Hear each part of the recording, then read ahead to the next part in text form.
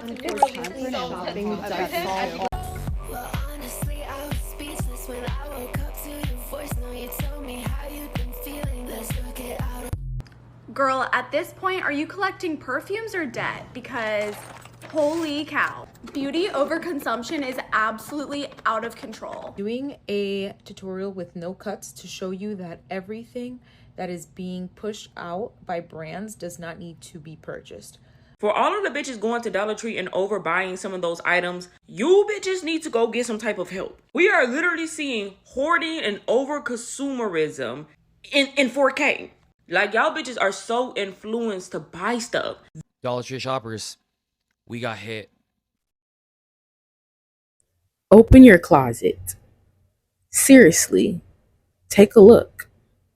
How many hoodies do you own? How many water bottles? How many skincare products? How many candles that you've convinced yourself you'll eventually use?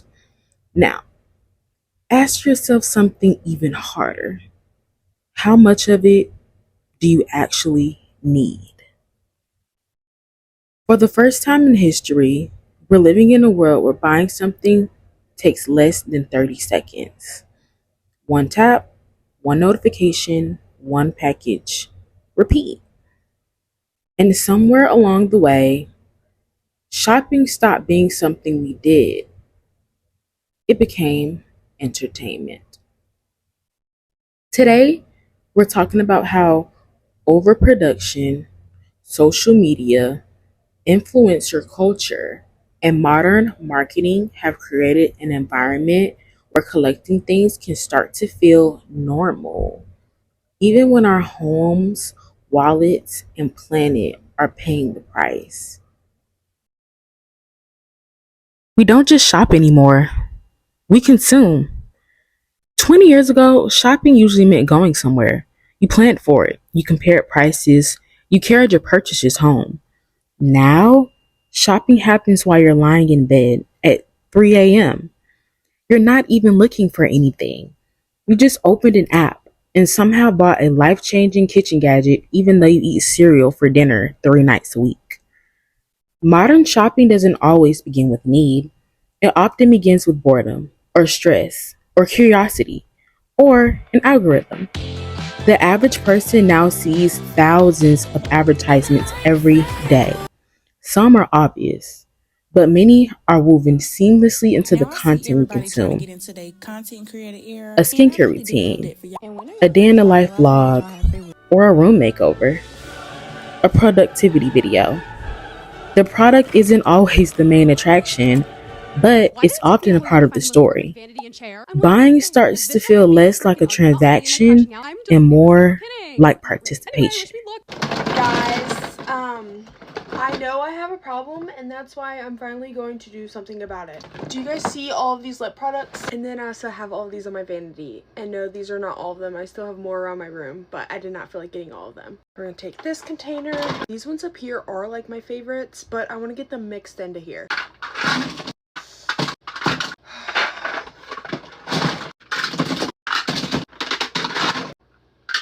These are the lip products that I actually keep in my purse, and I love them so much. But y'all, I need to get rid of these. Overconsumption final boss. Oh, you thought we were done. No, these are the ones that sit on my vanity.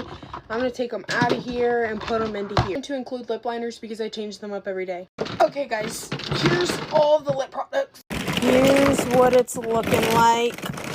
Gotta get a good mix. So I got this idea from Susie. I've been literally binge watching her videos. They're so good. But what I'm going to do here is pick out 5 lip products from here. I'm going to use up those products every day until Wednesday. Today is Friday. I'm not going to be able to get finished with all these lip products for another like 6 years. It's crazy. Did you know that the average woman in the 1950s only bought 10 new pieces of clothes per year, and each piece she kept for over 10 years? Did you know that today the average woman buys 68 new pieces of clothing per year, and on average only keeps each piece for 2 years, wearing each piece only an average of 7 times before getting rid of it?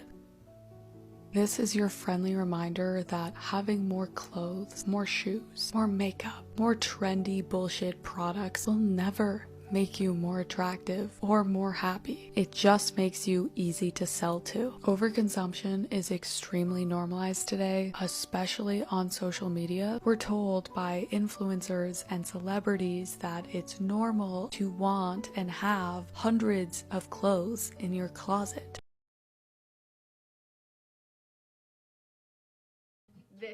Think about your social media feed. One person organizes their room, then another shares their Amazon must haves. Then someone posts a stationery haul. Then it's just things that changed my life. Then it's just products I wish I bought sooner. At first, they're just videos. Then there's suggestions, temptations. The more you watch, the more you see. And the more you see, the more normal constant shopping begins to feel. Have some type of gua sha tool or some type of tool that's going to help.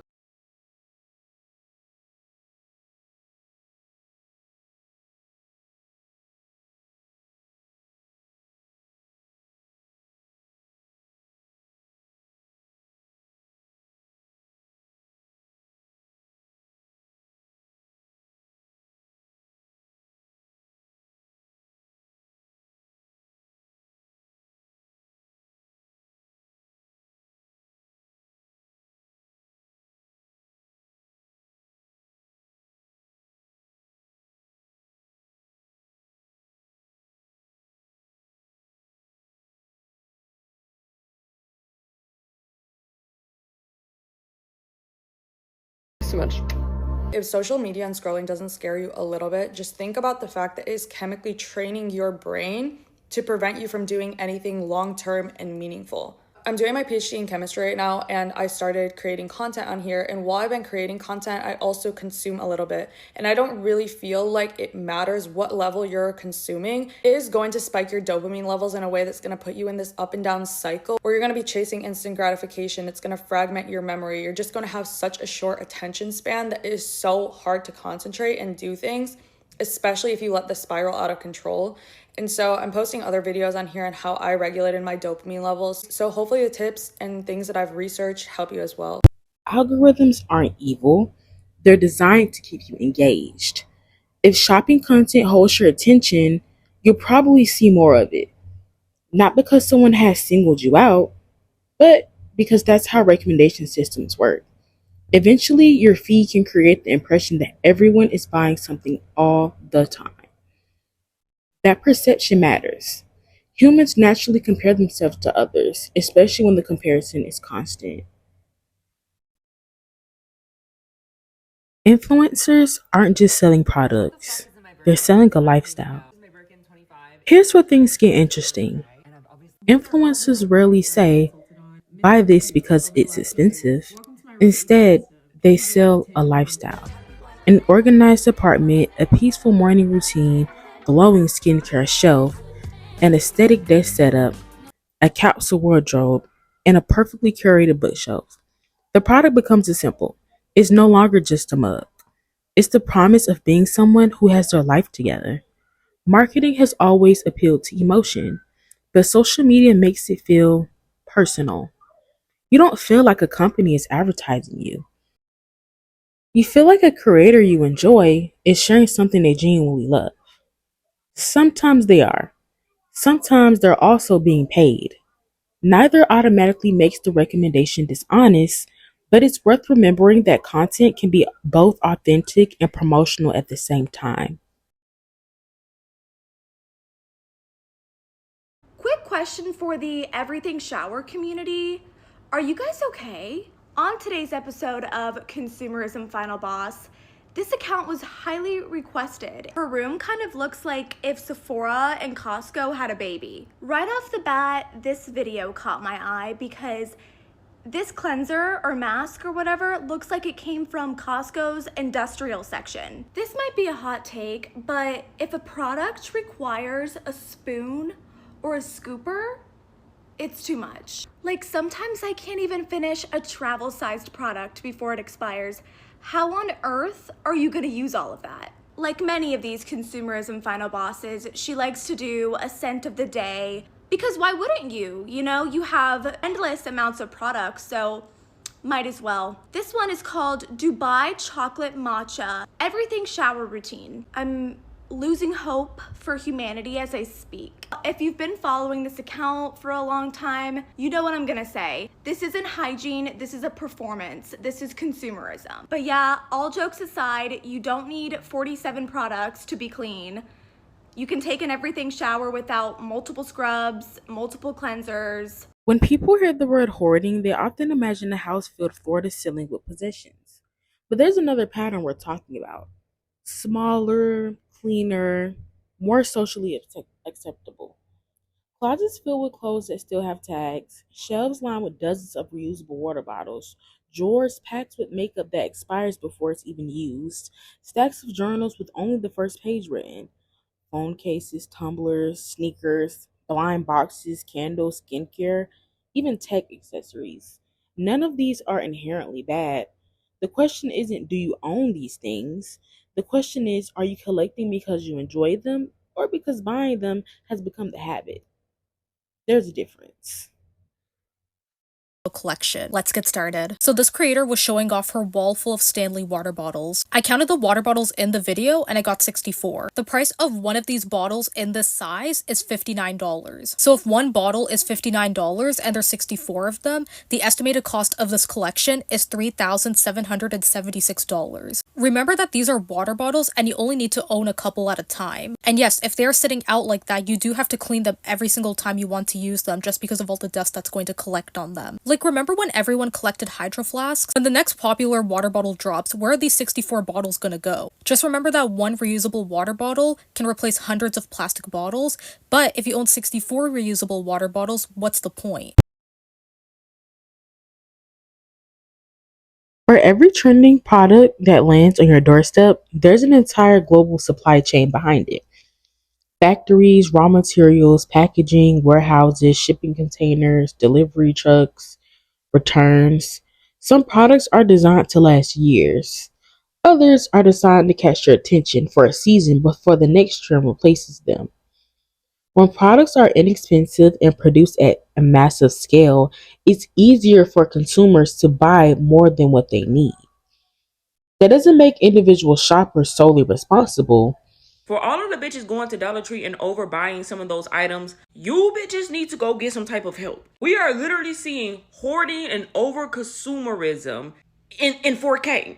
Like, y'all bitches are so influenced to buy stuff. There is no reason why you should have more than, I would say, four items. And 4 items is pushing it too. Y'all bitches are literally buying the whole entire rack of items. And I'm trying to figure out, do y'all not know that shit do expire? It's like y'all are being completely greedy.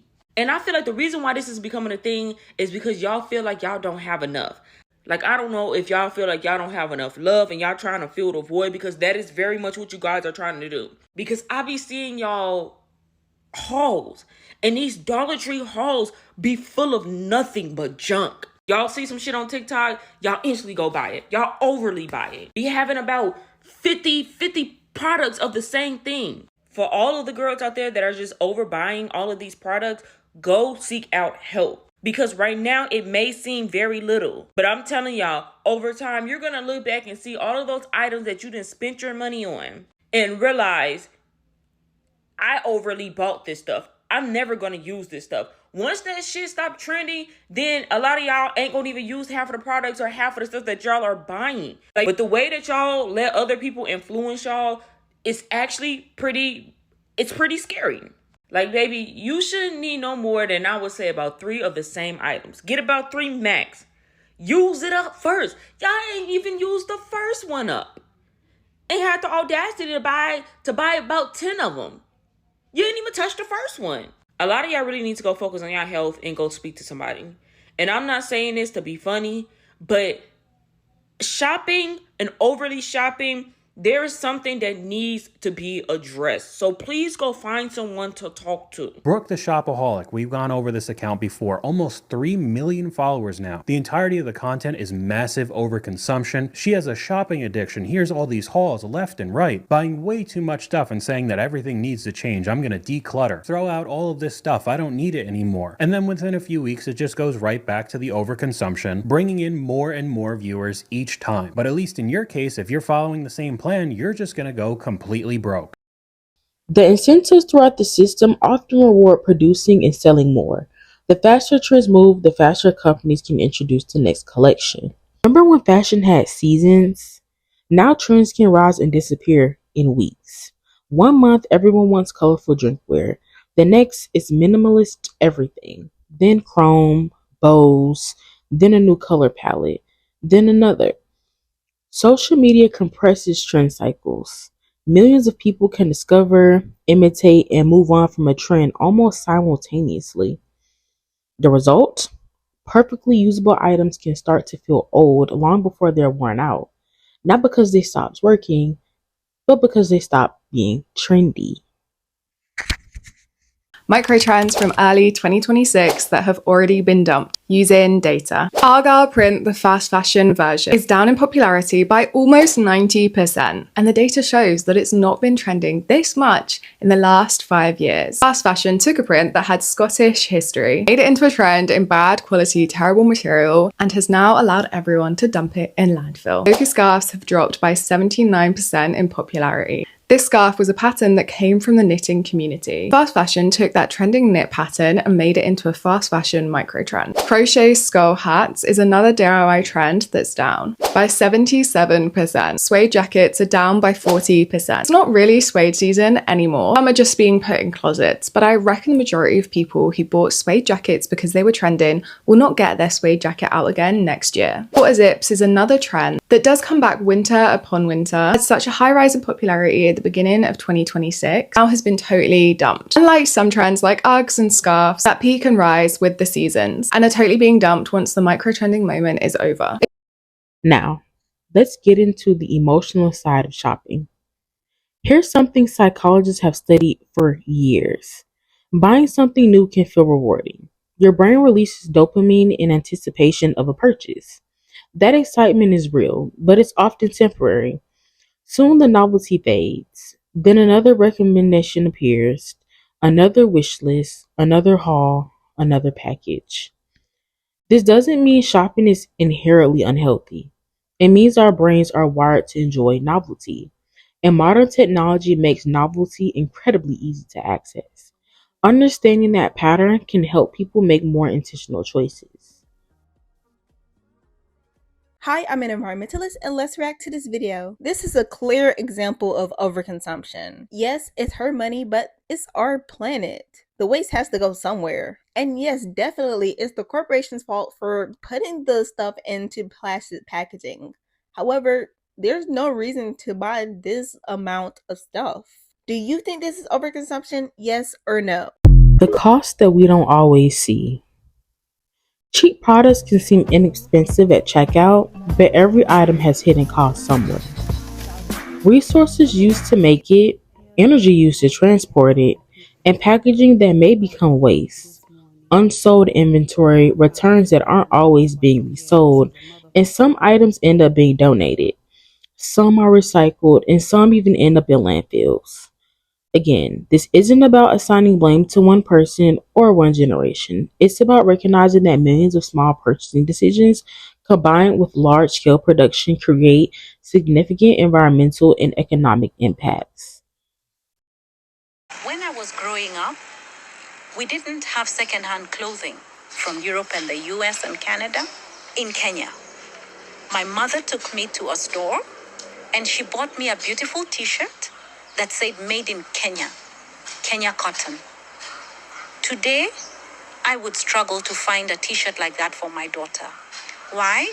Because the influx of secondhand clothing that makes its way here from Europe and the US and Canada has negatively impacted on our textile industry in Kenya. Massive layoffs in the 80s and the 90s. Factories that shut down. What happened to our cotton farms? When I was growing up in this country, we could have bought cotton in varieties and types that are incomparable. But that's all gone because of the impact, the negative impact of the apparel imports at a second-hand level. And that right there is exactly what is never a part of the sustainable clothing conversations. It's always the environmental impact. Yes, the environmental impact is important. We stress that to the T. But what about the economic impact? What about the impact that this has on local economies of countries where there are people trying to make something out of damn near nothing, and then the secondhand clothing imports come in, and including Toms as well. That's an unintended consequence, putting people literally out of work. The only work that they had, the only opportunity that they had to climb out of poverty in the slightest. So this is an unintended consequence. It's easy to point fingers, but overconsumption isn't exclusive to just one generation. Every generation has experienced consumer trends. What's different today is the speed, accessibility, and personalization of marketing. Millennials experienced the rise of online shopping. Gen X saw the expansion of big box retail. Boomers grew up during decades of increasing consumer culture. Gen Z, however, has grown up with algorithms that can recommend products almost constantly and instantly based on individual interests. That's a unique environment. These are the packages over the last 3 days. So, what can we actually do? This isn't about never buying anything, it's about buying intentionally. Some simple habits can make a meaningful difference. Wait 24 hours before purchasing something you didn't plan to buy. Finish products before replacing them when possible. Unfollow accounts that make you feel pressured to spend. Borrow, repair, or buy secondhand when it makes sense. Ask yourself whether you're solving a problem or chasing a feeling. Sometimes the answer will still be, I just want it. And that's okay. The goal isn't perfection, it's awareness. Influencers can introduce people to genuinely useful products. Businesses can create jobs and innovations. Consumers enjoy discovering new things. None of these are inherently bad. The challenge comes when buying becomes automatic rather than intentional. When we mistake ownership for identity. When we confuse accumulation with fulfillment. Because eventually another package arrives, another trend appears, another must have replaces the last one, and the cycle continues. Maybe the most radical thing we can do isn't buying the next thing. Maybe it's realizing we already have enough. Open your closet again. Look around. Not with guilt, not with shame, just curiosity. What do you truly value? What do you actually use? And what deserves your space? Because every item we bring into our lives asks for something in return: our money, our attention, our storage, and our time. The question isn't whether you'll buy something next. You probably will. The question is whether you'll choose it, or whether the algorithm already did.